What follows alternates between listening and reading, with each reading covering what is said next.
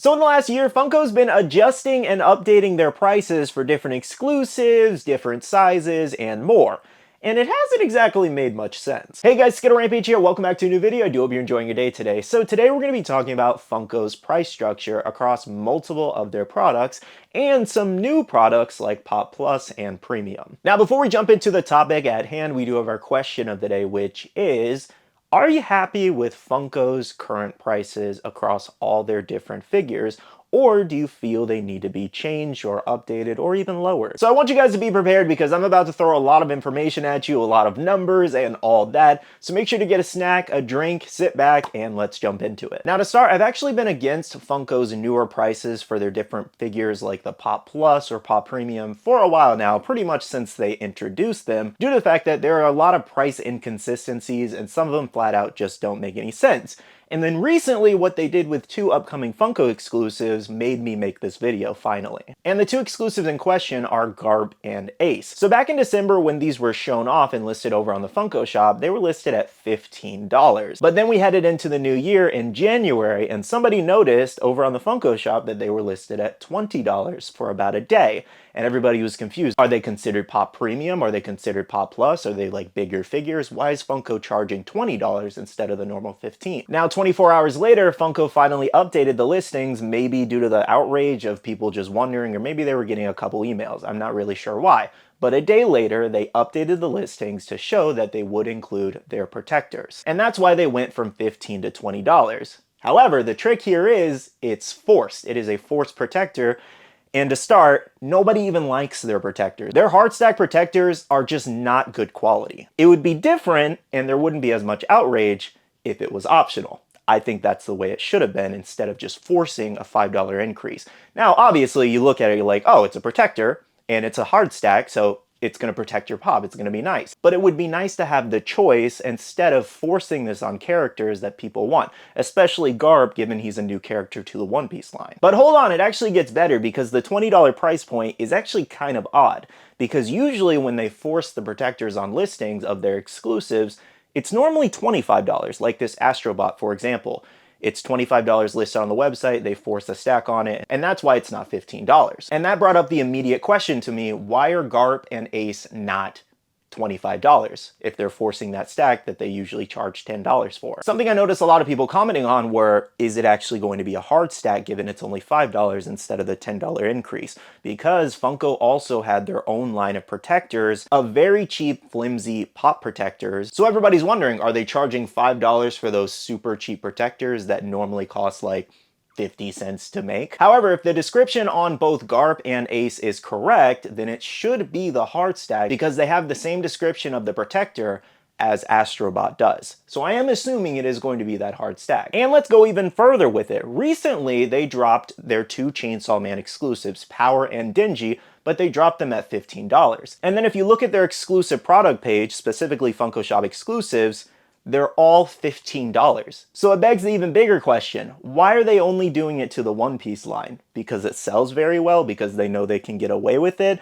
Is this a test? Like, what is going on here? Why is it One Piece specific? I mean, we know why, because it's super popular, but at the same time, it's like, shouldn't you be applying this same method to every one of your exclusives? So what is the deal here? Are they maybe testing better shipping where they charge $5 on some of their hotter exclusives and it comes in better condition? Because that hard plastic is obviously going to be better than cardboard. Or another thought pops up of a comment I saw. Are they doing it to clear excess inventory of these hard stack protectors that nobody really buys? Unfortunately, we won't really know until Funko gives a direct answer about this. Will they? I have no idea, unfortunately. But it was absolutely worth having a conversation about as to why they're only doing it to the One Piece pops, as to if this is some kind of test, or if this is going to be the new standard going forward with exclusives. Okay, so now that we talked about that One Piece situation and how weird it is and a new kind of price increase forcing protectors, now let's go ahead and jump into some other price increases and price adjustments that were very weird and some that don't even make any sense at all. Now, of course, let me start this section with, of course, there was going to be price increases on Funko's products.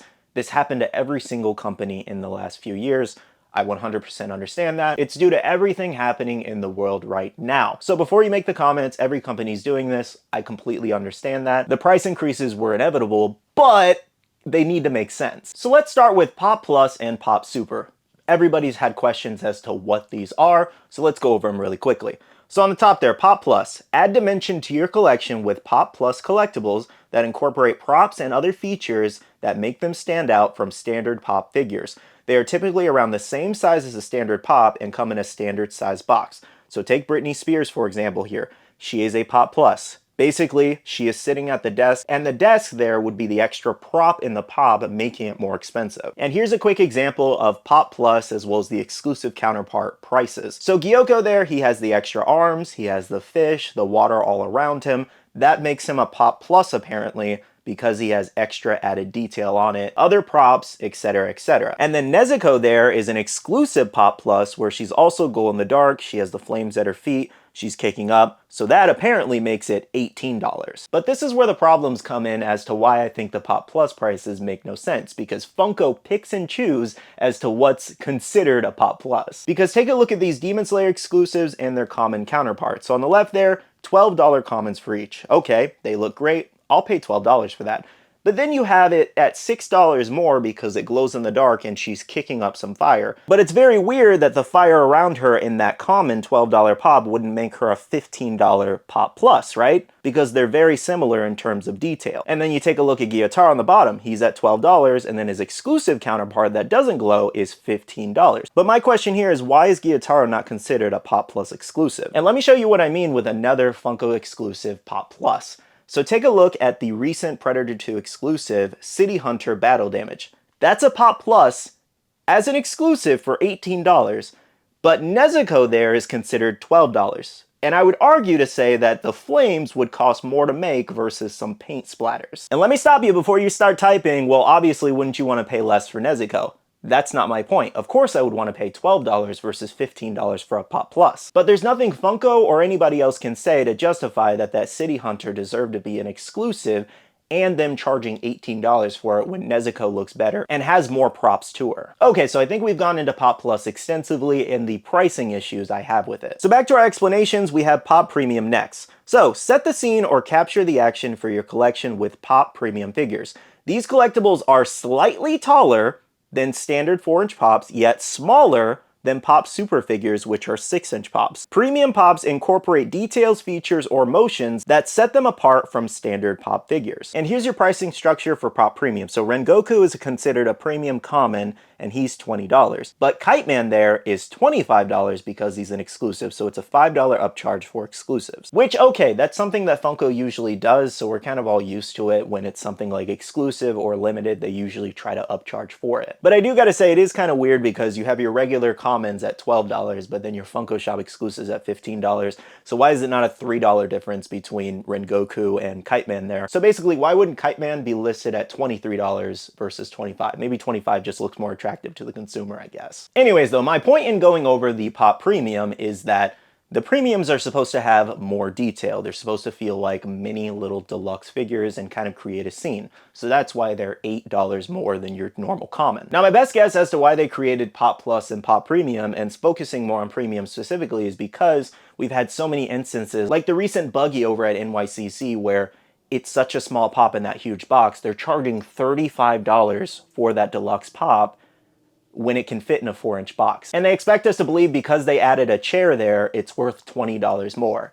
That needs to be a way bigger figure to make it worth $35. So that's gotta be the reason as to why they made this premium category, to try to fit certain pieces in that category to charge a lower price point. Okay, so moving on from Pop Plus and Pop Premium, now that you know what they are and the issues that I do have with them, let's go ahead and compare deluxes and super pops. Okay, so here's a little bit of a price guide that I made. On the top are your Pop Super 6-inch Pop, and on the bottom are deluxe Pops. So looking at the top, we have Iron Man there, which is listed over on Entertainment Earth, for example, at $20.